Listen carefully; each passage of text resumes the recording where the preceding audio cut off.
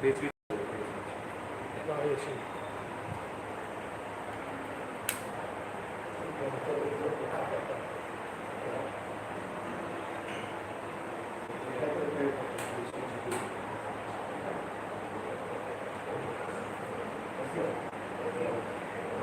Hello hello hello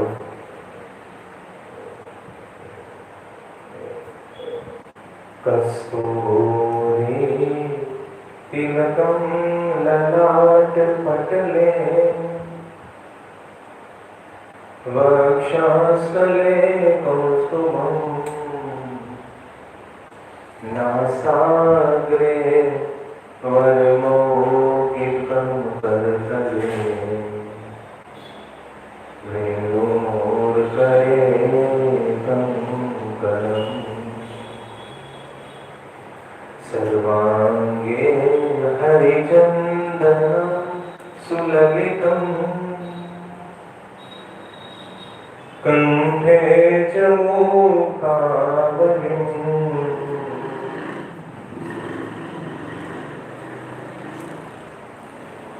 गोपाश्री परिवेष्टितो विजयते गोपालचूडामणि गोपालचूडामणि। ओम अवतारिणे श्री स्वामी नारायणाय नमो नमः। श्री राजानंद स्वामी नमो नमः। ओम श्री हरि कृष्णाय नमो नमः। ओम श्री घनश्यामाय नीलकंठाय नमो नमः। स्वामीनारायण हरे स्वर्ग गईकाले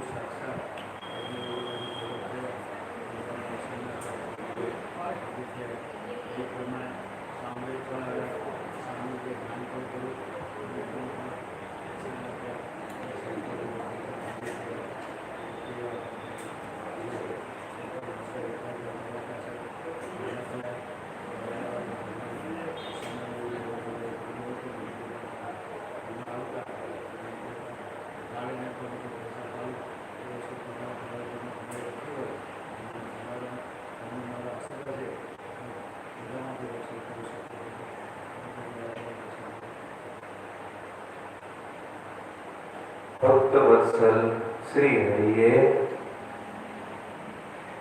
નાના ભાજપની કાળ થકી રક્ષા કરી અને બીજી વાર જીવતતા નાખ્યું। ત્યાર પછી સદગુરુ ચૈતન્યાનંદ સ્વામી કહે છે, એ રાજન, સોમાદેવીના 3 ઓરડા મેં તમને આગળ વર્ણન કરી અને સંભળાવ્યા। તેમાં એક સમયે સોમાદેવીએ શ્રી હરિની પોતાના ઘેર પધરામણી કરાવી અને 3 ઓરડા પૈકી વચલા ઓરડામાં સુંદર આસન ઉપર શ્રી હરિને પધરાવ્યા। મહારાજની આગળ બ્રહ્મચારી, સાધુ, પાર્ષદો, તમારા પિતા દાદા ખાચર આદિ હરિભક્તો પણ પગે લાગી અને બેસતા।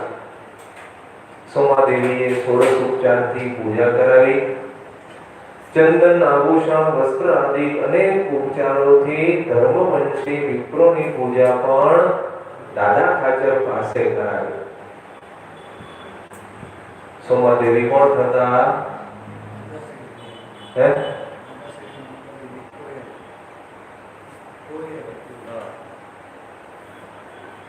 પછી વર્ણી સંતો વગેરેની પણ પૂજા સારા ચંદન, સારા સારા સુગંધી પુષ્પના હાર વગેરે વડે કરાવી. શ્રી હરિ વર્ણી સંતો પાર્ષદોને ખૂબ જમાડ્યા અને પછી સોમાદેવીના મનમાં સંકલ્પ થયો કે મારે એક ને એક દીકરો હતો, તેનું મૃત્યુ થઈ ગયું છે, તો પછી મારા દીકરાનો મોક્ષ થયો હશે કે નહીં? સંસારીને સગા સંબંધીની ચિંતા હોય, દેહ છતાં અને મર્યા પછી પણ સગા સંબંધીની ચિંતા થયા કરે કે એનો મોક્ષ થયો હશે કે નહીં. એમ મને વિશ્વાસ પાત્ર રીતે કોઈ ખબર કેવી રીતે પડાવી શકે? જો આવો એને મનમાં સંકલ્પ થયો કે મારો એકનો એક દીકરો હતો, એ મરી ગયો છે, તો મરી તો ગયો, પણ મરવું ને મોક્ષ મેળવવો એમાં જમીન આસમાનનો ફેર છે. મરે તો બધાય છે, એક જન્મે ને એક મરે છે, સ્થિર નથી કોઈ રહેતા જી. હજુ ને નિત્ય ભાગમાં નવીન કડીઓ કિલીને કરમાએ જી. આજ કાલમાં આવરદા જોને ઓછી થાય જી. પણ જીવને માયાનો મોહનો પડદો એવો આગળ આવી જાય છે કે મૃત્યુ સુધી એને મોક્ષ સંબંધી સાધનો કરવાની રુચિ થતી. ભગવાનની કથા શ્રવણ કરવાનું કહીએ તો એ પણ થાય નહીં, ધૂમ કરવાનું કહીએ એ પણ થાય નહીં, ભગવાનની સેવા કરવાનું કહીએ એ પણ થાય નહીં, અને જોઈએ છે શું? મોક્ષ. કોઈને પણ પૂછો તો શું જોઈએ? તો કે મોક્ષ જોઈએ છે, પણ સાધન કઈ કરવા નથી. તો એમ કઈ થાય? ચારે પુરુષાર્થ માટે પુરુષ પ્રયત્ન કરવો પડે તો જ ચાર પુરુષાર્થ જીવનમાં સિદ્ધ થાય. પુરુષાર્થ વગર પ્રારબ્ધ પણ પાંગળું છે એવું શાસ્ત્રોમાં લખાયેલું છે. પુરુષાર્થ વગર કઈ મળતું. સર્વજ્ઞ શ્રી હરિએ સોમાદેવી ભાઈનો સંકલ્પ અંતર્યામીપણે જાણી લીધો અને એને પોતાના પુત્રના કલ્યાણની વાત સમજાવવા માટે મનમાં સંકલ્પ કર્યો. અને તે જ સમયે સોમાદેવીએ દિવ્ય વિમાનમાં દિવ્ય વિગ્રહ વાળો પોતાનો પુત્ર અક્ષરધામમાં જ ગયો છે એવું એને જોયું. એને ચાંદીના રોકડા 1000 રૂપિયા એક પાત્રમાં ભર્યા અને આદર સહિત શ્રી હરિને અર્પણ કર્યા. ચરણોમાં પહેરેલી ચાકડીઓથી દર્શન કરનારાના મનને આકર્ષતા શ્રી હરિ બ્રહ્મચારીઓ સંતોની સાથે પોતાને નિવાસ સ્થાન પધાર્યા. અને પછી અચાનક એકદમ ઉદાસ થઈ ગયા. શ્રી હરિ સ્વતંત્ર છે એટલે સોમાદેવીના ઉગમણી બાજુના ત્રીજા ઓરડામાં ચાલ્યા ગયા. ભગવાને દર્શન તો કરાવ્યું બધું એના દીકરાનું, પછી ઉદાસ થઈ ગયા અને ત્રીજા ઓરડામાં જતા રહ્યા. પધરાયા હતા ક્યાં? વચલા ઓરડામાં. શ્રી હરિને આશ્રિત ભક્તો પ્રિય છે છતાં પણ તે ઓરડામાં એક ખાટલા ઉપર સારો ઓછાડ સુવાળું ગાદિયું કૌશિકા વગેરેથી તૈયાર કરેલી પથારીમાં સૂઈ ગયા. તમારા પિતા દાદા ખાચર, બીજા પણ એકાંતિક ભક્તો, વિદ્વાન સંતો ખૂબ પ્રાર્થના કરે છે, પણ મહારાજને કોઈની વાત મનમાં રૂચતી નથી. કોઈ રીતે ઉદાસીનતા ટળી શકાતી નથી. અને એક દિવસ તો શ્રી હરિએ કહ્યું કે ભક્તો, હવે હું અહીંયા રહીશ નહીં. મને એકાંત સ્થળ પ્રિય છે, માટે બદ્રિક આશ્રમ જેવું કોઈ એકાંત સ્થળ મળે તો હું ત્યાં જ જતો રહીશ. કીધું બદ્રિક આશ્રમ જેવું એકાંત સ્થાન હોય તો ત્યાં જ મને જતું રહેવું છે, પણ હવે અહીંયા રહેવું નથી. તે વખતે નમ્રતા, સદાચાર અને શીલ ગુણથી સંપન્ન જસુબા નામે તમારી માતા કહેતા તમારા માતૃશ્રી શ્રી હરિ પાસે આવ્યા, પગે લાગ્યા, ઘણી બધી સ્તુતિ કરી, પ્રાર્થના કરી, ખૂબ વિનવવાનો પ્રયત્ન કર્યો. જસુબાનું મન નિર્મળ હતું એટલે શ્રી હરિએ તેમને કહ્યું કે આ દરબાર દાદા ખાચર લગ્ન કરવા માટે જ્યારે ભટ્ટવદર જાન લઈને આવ્યા હતા ત્યારે તમારા પિતા નાગપાલ વરુને તમારો હાથ મને સોંપ્યો અને કહ્યું હતું કે આશ્રિતોની પીડા ટાળનારા પ્રભુ, આ જસુબા ખાલી મારી દીકરી નથી, તમારી જ દીકરી છે. તે રીતે જ તમારા ભાઈ વાઘા વરુએ પણ મને ભલામણ તમારી કરી હતી અને તમારા ભાઈએ પણ મારો રાજીપો લીધો હતો અને ભટ્ટવદરમાં પાણી ખારું હતું, પણ મારા પ્રભાવથી તે જળ પણ મેં પીવા લાયક મીઠું કરી દીધું. મારા દર્શન પણ દુર્લભ છે, છતાં નાગપાલ વરુ અને વાઘા વરુ બંનેના ઉપર હું રાજી થયો હતો. ભટ્ટવદરથી રથ જોડાવીને હું અહીં હંકારી લાવ્યો. જે હું અન્ય લોકોને અપ્રાપ્ય છું, દુષ્પ્રાપ્ય છું, છતાં પણ તમારા ઉપર પ્રસન્નતા કાયમ મેં રાખી છે. જો કે મારે આ પ્રદેશમાં રહેવાનો વિચાર નથી, છતાં આજે હું તમારી વાત માની રહીશ. જસુબાએ શ્રી હરિને માટે રસોડામાં લીપણ કર્યું. ઘી, બાજરાનો રોટલો, રીંગણા લઈ આવ્યા. મુકુંદાનંદ વર્ણીએ સ્નાન કરી અને રસોઈ તૈયાર કરી.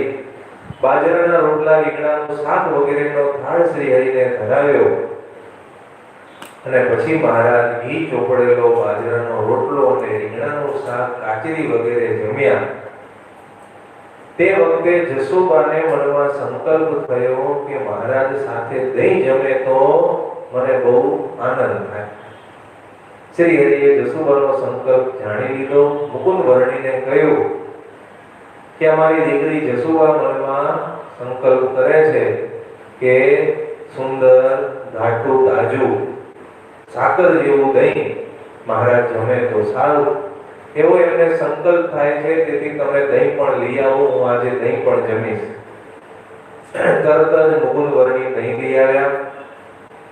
શ્રી હરિ જસુબાના ભક્તિ ભાવને વશ થયા હતા અને તેમને રાજી કરવા માટે તાજું, મીઠું, તરવાળું દહીં જમ્યા. દહીંમાં તર ક્યારે જામે?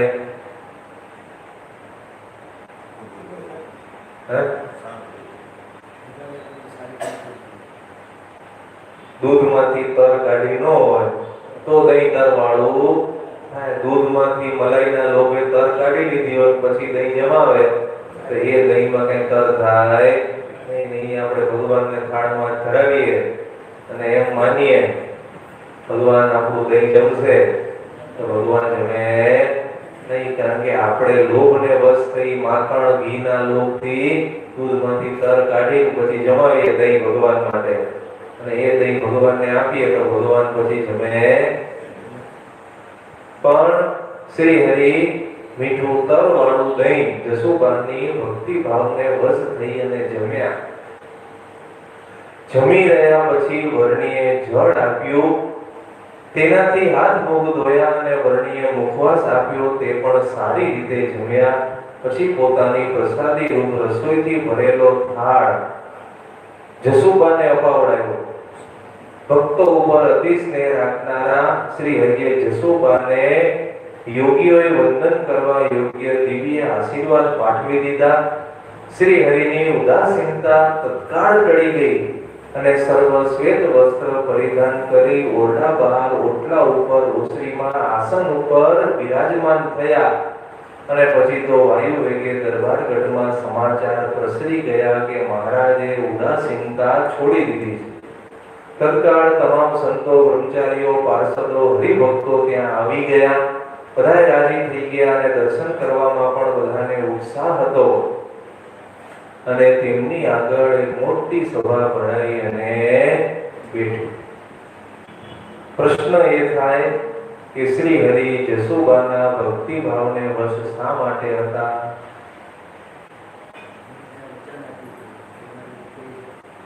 તો બરોબર, ભગવાનના વચને એમણે દાદા ખાચરના બીજા લગ્ન હતા તો પણ એમણે લગ્ન કરવાની તૈયારી બતાવી અને લગ્ન કર્યા. એટલે કોઈ તૈયાર થાય નહીં. કોઈ થાય તૈયાર? કોઈ દિવસ તૈયાર થાય નહીં. પણ ભગવાનના વચને દાદા ખાચર સાથે એમણે લગ્ન બીજા હતા તો પણ કરવાની હા પાડી. એટલે ભગવાન એની ભક્તિ ભાવને વશ હતા કે અમારા વચને એમણે આ કાર્ય કર્યું. એટલે મોટી સભામાં પરમહંસો કીર્તન ગાવાની તૈયારી કરે છે અને સરસ મજાની કીર્તન ભક્તિ શ્રી હરિની આગળ કરે છે. અને પછી મહારાજ ઓટલા ઉપરથી ઊભા થયા અને પાછા પોતાના સંતો પાર્ષદો બ્રહ્મચારીઓને સાથે અક્ષર ઓરડીમાં આવ્યા. આ પ્રમાણે શ્રી હરિનું આ દિવ્ય ઐશ્વર્ય જે કોઈ પણ શ્રદ્ધા આદરપૂર્વક સાંભળે છે અથવા તો કહે છે તેના તમામ પાપ નાશ થઈ જાય છે અને સંસાર સમુદ્રમાં એક મોટા નાવમાં બેસી જાય છે. અને પ્રતિદિન આવા ચરિત્રો સંભાળવા અને આવા ચરિત્રો ભગવાનના બીજાની આગળ પણ કહેવા જોઈએ. શું ભગવાને અલૌકિક લીલા કરી? સૌથી પહેલા અંતર્યામી કોણે શું કર્યું? સોમાદેવીનો સંકલ્પ જાણી લીધો અને એના દીકરાના એને દર્શન કરાવ્યા. ઉદાસ શેના માટે થઈ ગયા?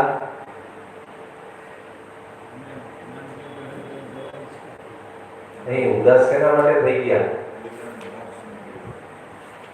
અહીં મોક્ષ થઈ ગયું તો ભગવાને બતાવ્યું,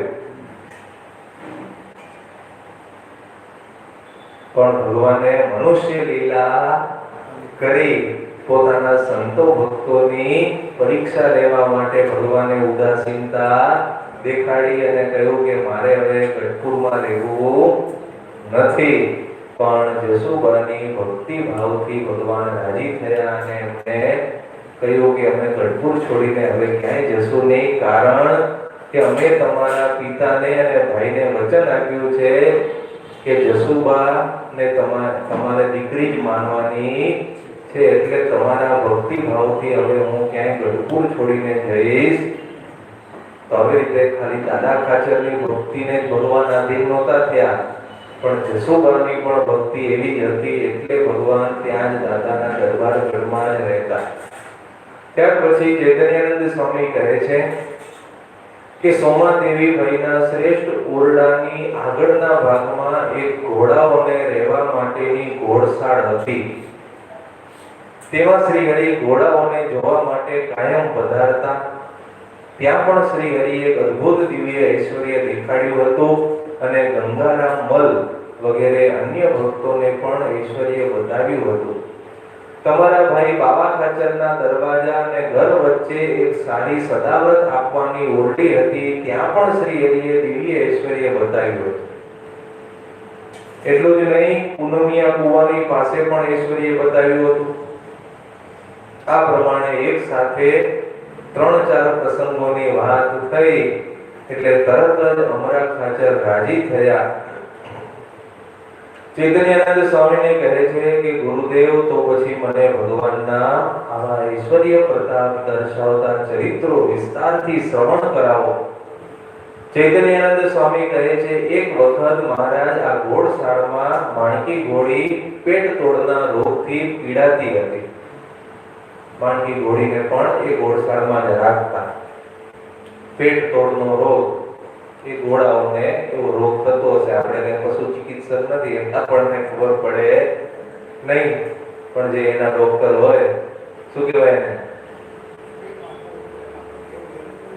એ તો બરોબર, પણ પશુના ડોક્ટરોને શું કહેવાય?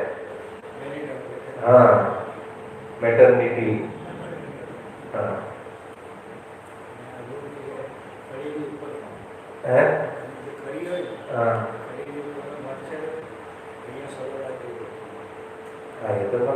તો પેટનો રોગ છે.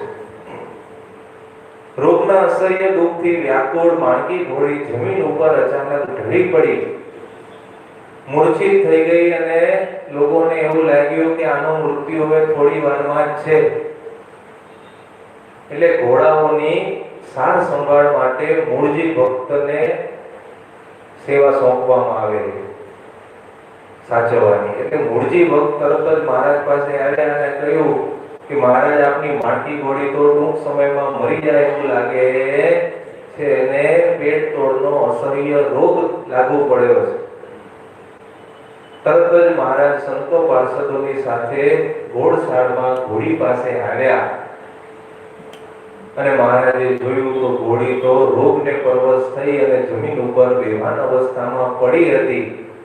મહારાજના અંતરમાં અતિશય દયા ઉત્પન્ન થઈ અને તરત જ મહારાજે ગાળેલું જળ પ્રસાદીનું મંગાવ્યું અને પછી એ વધેલું પ્રસાદીનું જળ છે એ માણકી ઘોડીને પણ પીવડાવ્યું. ઘોડી જમીન ઉપર જ પડી હતી અને તરત જ મહારાજે પોતાનો જમણો ચરણ કમળ એ ઘોડીના મસ્તક ઉપર મૂક્યો અને તરત જ ઘોડીએ આંખો ખોલી.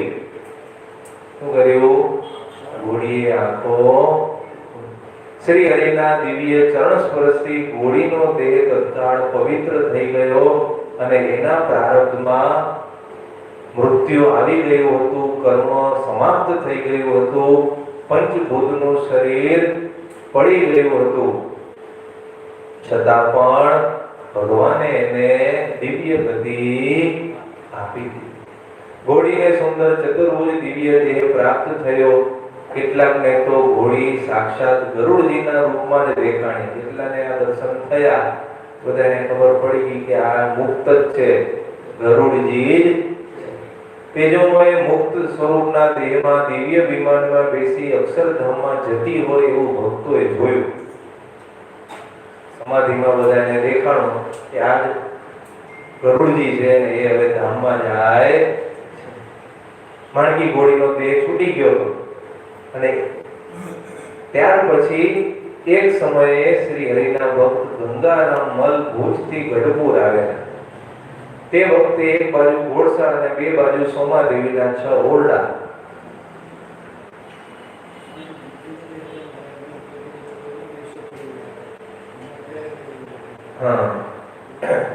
એટલે આમાં એવું બતાવવામાં ક્યાંક એવું લખ્યું છે કે દિવ્ય મુક્ત સ્વરૂપના દિવ્ય વિમાનમાં બેસી અક્ષરધામમાં જતી હોય એમ ભક્તોએ જોયું. એટલું કરીને અહીંયા પૂરું કરી દીધું છે. બધાને આશ્ચર્ય ભગવાને દેખાડ્યું, પણ પાછી એને ભગવાને સેવા માટે સજીવન કરી દીધી.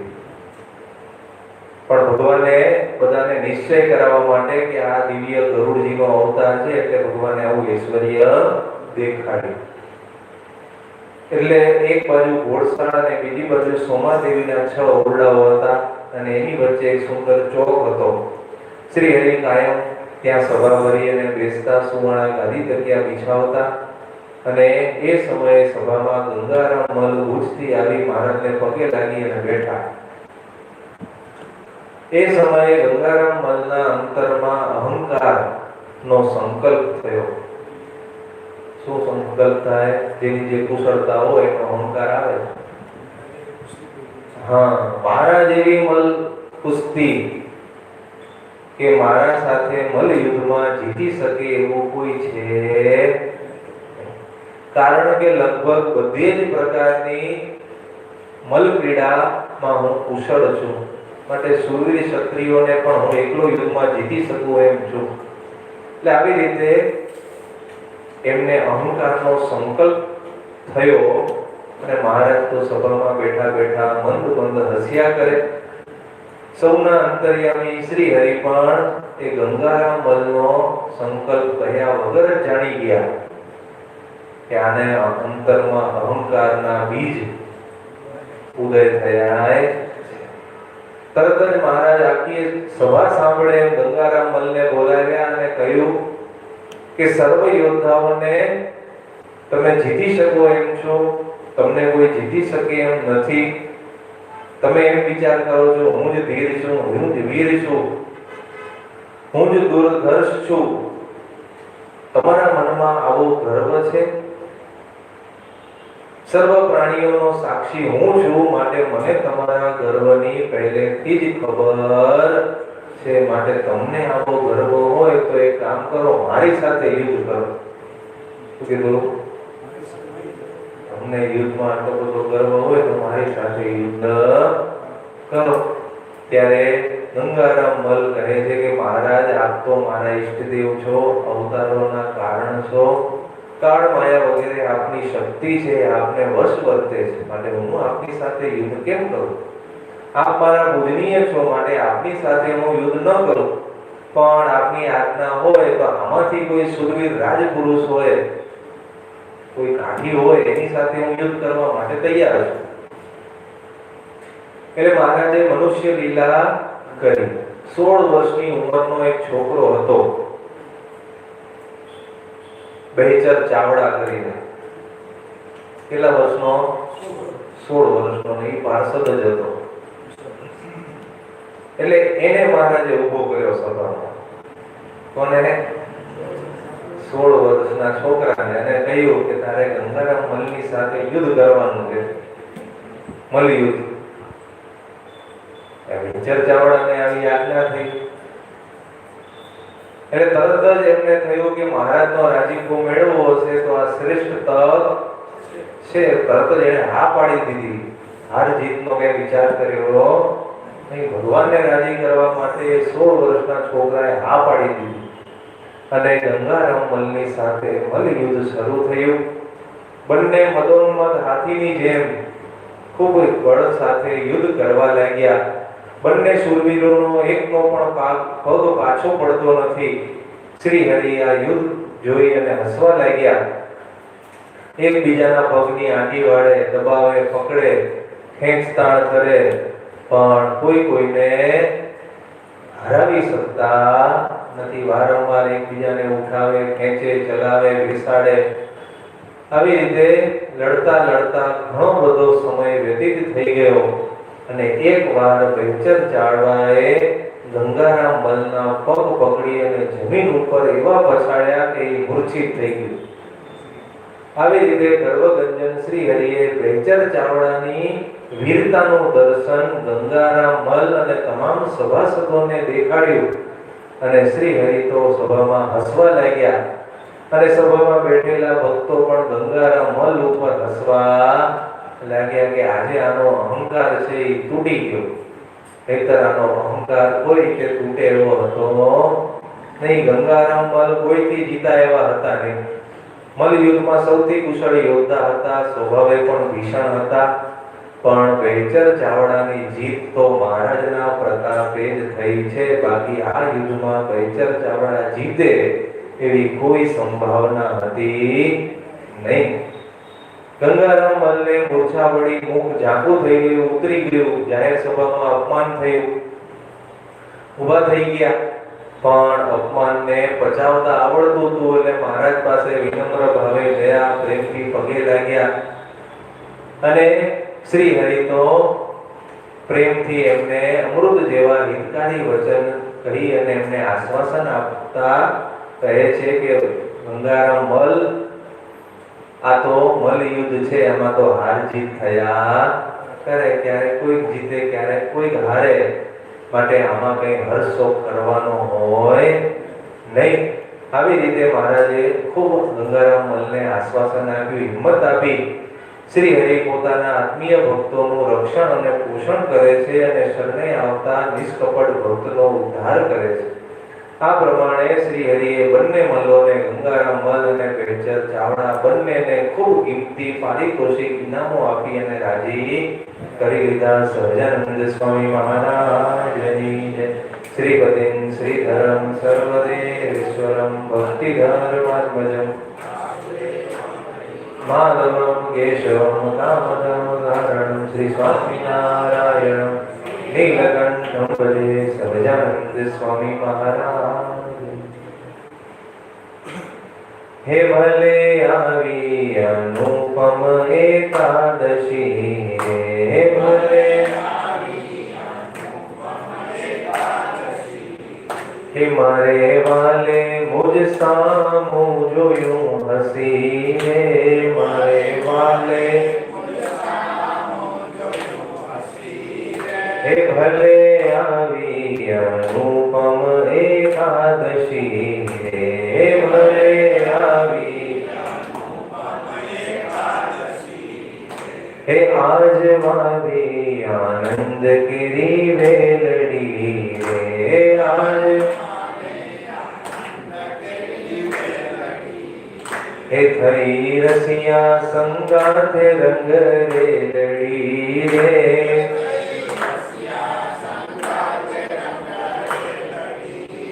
हे भले आवी अनुपम एकादशी हे भले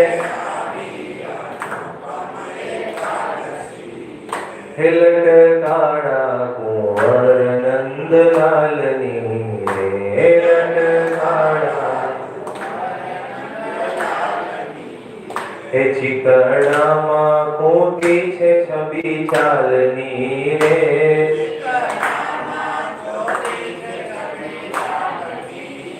हे भले आवी अनुपम एकादशी हे भले हे रंग वीनो रमे रस रंग मारे रंग वीनो हे अति आनंद थयो छे मारा अंग मारे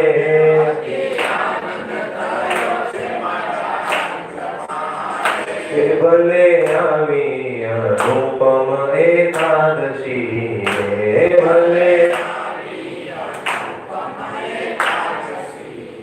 हे प्रीति जानी रसीलो वचने पड़ा हे प्रीति जानी हे ब्रह्मानंद नो वालो मुझे मळ्या रे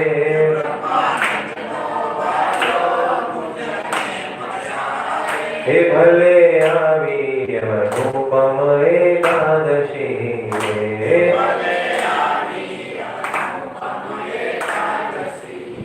हे कोड़े कोड़े एकादशी कीजिए हे कोड़े कोड़े हे एवं व्रत जावा नव दीजिए रे एवं व्रत हे कोड़े कोड़े एकादशी कीजिए हे कोड़े हे व्रत करे ते धन्य मानवी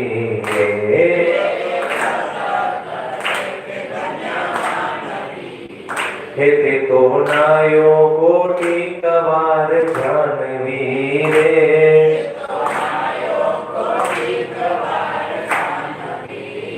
हे कोड़े कोड़े एकादशी कीजिए हे कोड़े हे जेणे वचन प्रमाणे व्रत आदर्યું हे जेणे वचन हे तेणे કારજ પોતાનું સર્વે કર્યું રે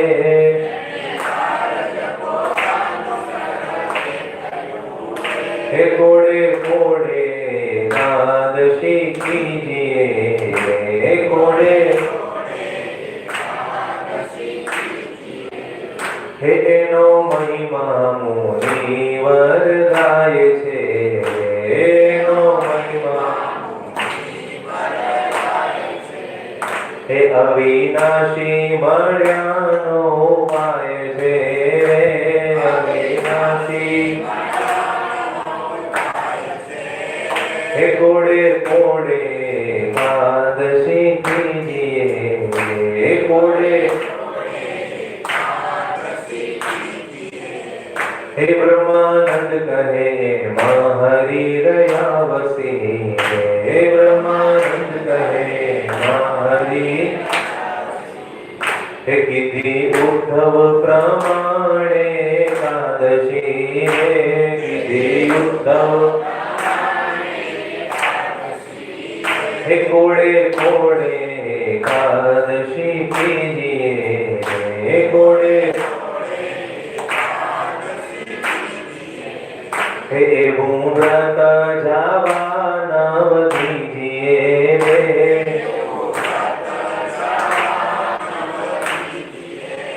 हे कोड़े कोड़े एकादशी कीजिए, हे कोड़े स्वामी नारायण स्वामी नारायण स्वामी नारायण स्वामी,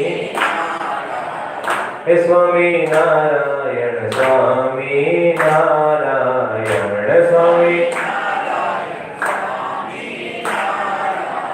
हे स्वामी नारायण स्वामी नारायण,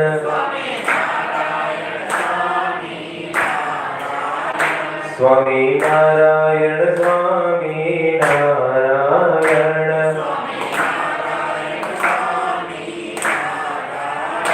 स्वामी नारायण स्वामी नारायण, स्वामी नारायण, हे स्वामी नारायण स्वामी नारायण, हे स्वामी नारायण स्वामी नारायण,